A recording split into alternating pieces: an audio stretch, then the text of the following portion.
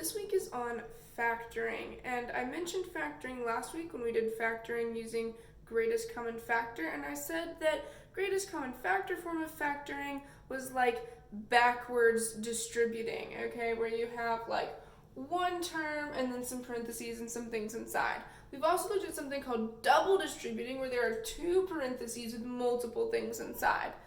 This week's version of factoring is going to be backwards double distributing. Okay, so we're going to start with a question that looks like this and end up with two sets of parentheses. Okay, and this is how we're going to get there. We're going to use something called the X method. Okay, now it's important first to know that all of these questions are going to start off looking like this: ax squared plus bx plus c. Okay, so there's going to be some variable with a squared term first, and then that variable without a squared, no exponent, and then a term that doesn't have a variable. So up here, you see we have x squared. Now this one doesn't have a number in front of it, but it could, and if it did, we'd call that number a. And then here we have minus 7x. So this is our x term, and this a, b, and c all just stand for whatever number comes in front of the variable, that coefficient. So for this one, b is that -7 that comes out front. If there is a sign, it counts as part of that number. And then c is just a number by itself. There's no variable, so we see that right here. -8 is by itself. It doesn't have a variable. Okay, and so when we use the X method, it gets set up the same way every time, and if you take notes, I highly recommend writing this down. The C always goes on the top of the X, and the B always goes on the bottom. Now, this is true when there's not an A, okay? Notice how there is nothing in front of the X squared. We get to use the X method, and it looks like this. So, take a screenshot of that, write it down, because I'm going to erase it and apply it to this specific problem. Alright, so here's our problem. There is no A. B is -7. We know that B goes on the bottom here. C is -8, and we know that that goes on the top. And to be perfectly honest, it doesn't really matter where we're putting things. What matters is that we are now looking for two numbers that multiply to get -8 and add or subtract to get -7. Now that seems really random. Why are we doing that? Here's why, okay? Because think about one of the questions you had last week where you were double distributing. It usually started with a variable in the front of both parentheses. Now this case, since our variable is x, our answer is going to have an x at the beginning of both parentheses. And then we're going to need to have some number in each of these spots, either plus some number or minus some number. And if you think about working out the distributing process, let's say we started with numbers here. Well, when we multiply x times x, we get our x squared.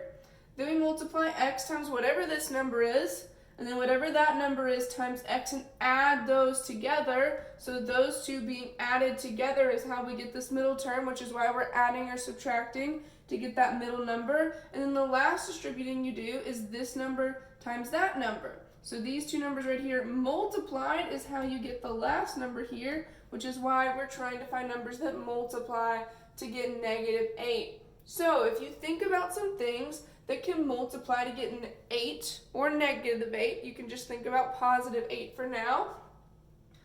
We're thinking about factors of 8. So I'm just going to go ahead and list them all. One that people forget about a lot is 1 times 8. Okay, every number can be multiplied 1 times itself, so that's an important one. Also for 8, you can get 2 times 4. Okay, those are all the factors of 8. Now, I need to know which one of these combinations can either add or subtract to get 7 or -7. If it helps you to forget about the negative at first and come back to it, you can. So if I add 2 and 4, I get 6. If I subtract 2 and 4, I get 2, so that does not work. If I add 1 and 8, I get 9. If I subtract 1 and 8, I get 7, so that's good. Okay, however, I know that I need to get -7. So if I'm subtracting 1 and 8 to get -7, I need to make the bigger one negative, which in this case is the 8. because 1 minus 8 is negative 7. If I had said 8 minus 1, that would be positive 7, and that's not quite the same thing.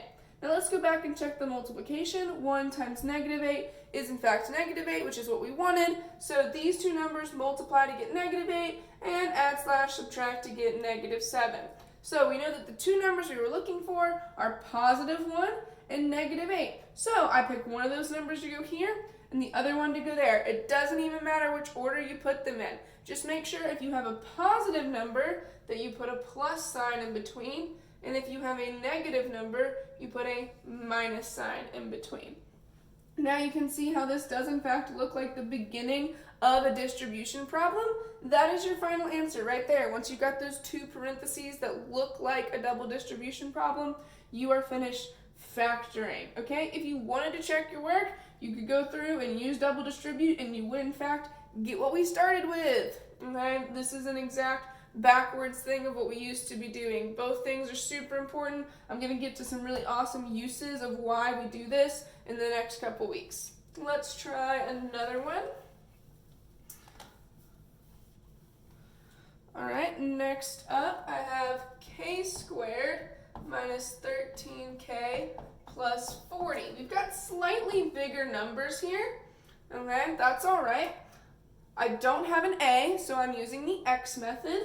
My b is negative 13, and that goes on the bottom. C is 40, and that goes up top. Okay, so 40, the number on top, is the one that I need to list my factors for. So I know I can multiply 1 and 40 to get 40. I can multiply 2 and 20.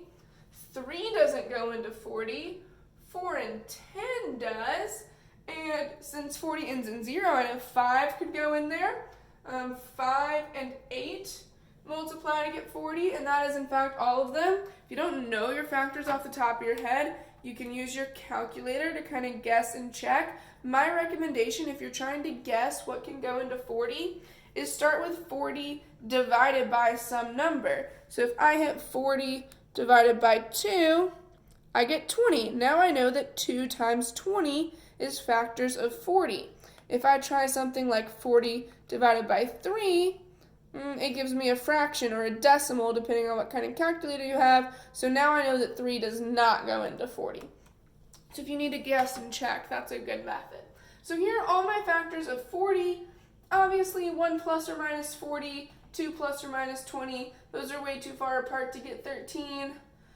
4 plus 10 is 14, which is really close. If I subtract them, I get 6.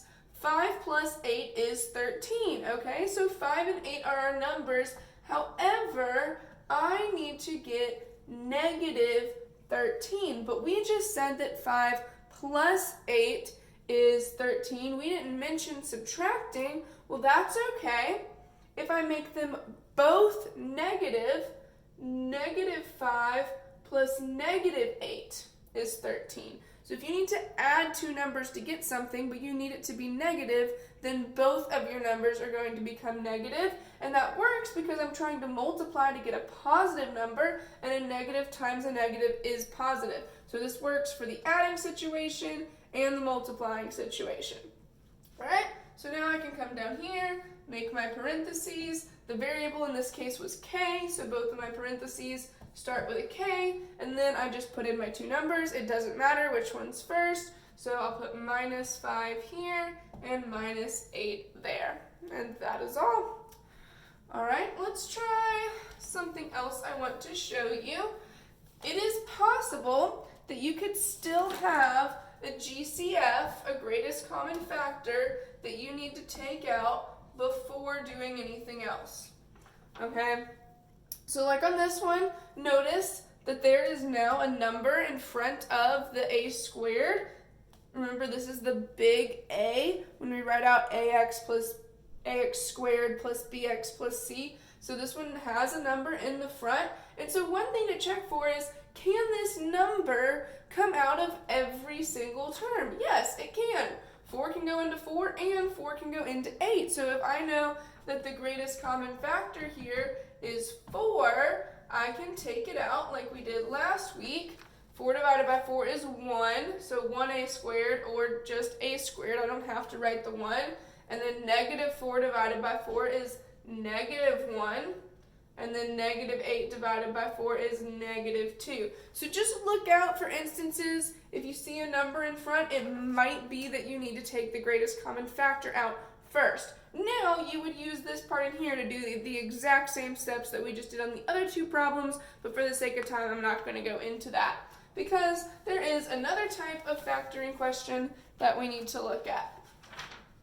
Okay, this is 6n squared plus 5n minus 6.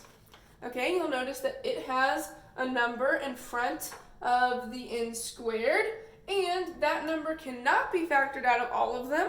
Okay, so my a value, my number up front, is not 1. It's bigger than 1. There is a number there, and so instead of the x method, I'm going to use something called the snowflake method. Okay, because this kind of looks like a snowflake. So you'll remember that the general format is ax squared plus bx plus c. So when it comes to filling in the snowflake instead of the x, one of these things is the same. The bottom number is still b. The top number, instead of just c, is a times c. And then in these two top corners, I'm going to put ax, or whatever the variable is. It's not necessarily x. Okay, so there is your general format for filling in a snowflake. Again, I recommend maybe taking a screenshot or writing that down. That will be very important. Okay, now I'm going to erase it and fill it out for the specific problem that we have in front of us. All right, so my top number is a times c. Please make sure that you keep signs in mind. This is 6 times negative 6, which is negative 36. And the bottom number is still b, that middle number, which is 5. Here's a hint. If for some reason you ever don't have anything here, like if it's just x squared plus 8 or something, and there's no just x, that number would be 0. Okay?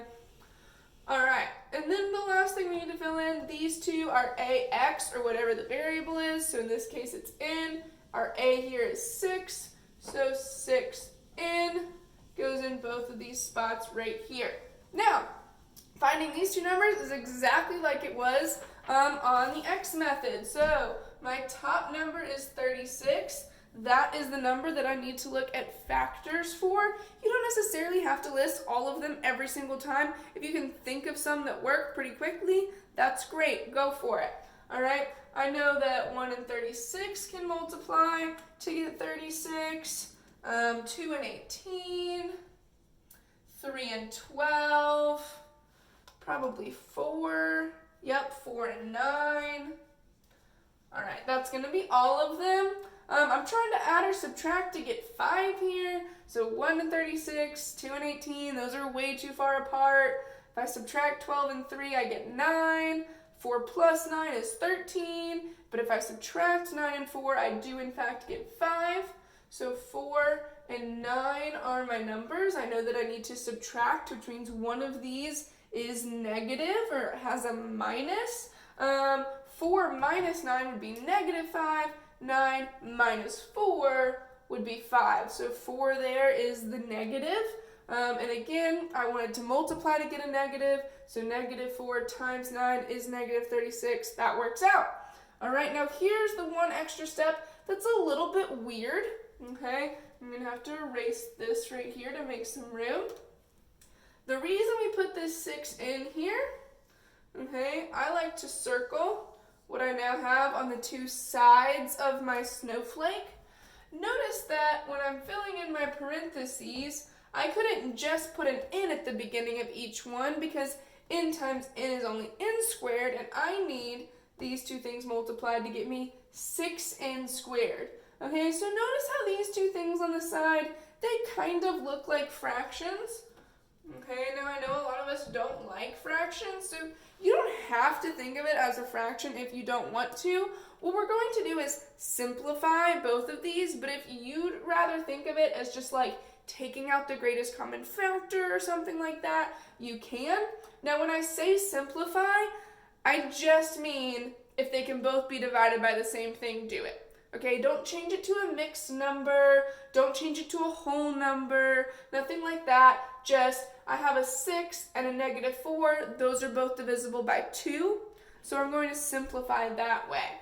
6n divided by 2 would be 3n, and -4 divided by 2 would be -2. So there's my first fraction simplified. My second one is 6n over 9. Both of those are divisible by 3. Okay, that's all I'm doing to simplify. 6n divided by 3 is 2n, and 9 divided by 3 is 3. So there are my two fractions simplified. Now, the reason we put the n next to this one is to help you remember what goes where.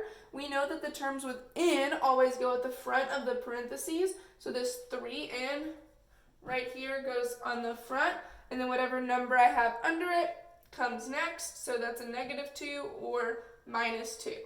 So 3n minus 2. It's no longer a fraction. The whole fraction deal was just to help us simplify. Again, you don't even have to think of it as a fraction if you don't want to. But I'm just putting the top number first and then the bottom number in a set of parentheses. And then my second fraction will go in the second parentheses. The top number is 2n and the bottom number is +3.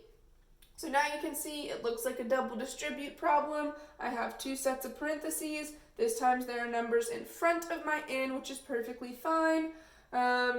As you see other problems like this, the numbers might get kind of big. That's okay. Again, use trial and error on your calculator as far as what you can multiply to make it work. Sometimes these do take a little bit of time, and that's okay. Keep in mind they might both simplify. It might be only one of them that can be simplified. It might be neither of them. Be careful with the positives and negatives. And of course, if you have any questions, feel free to email me or comment. Thanks, guys.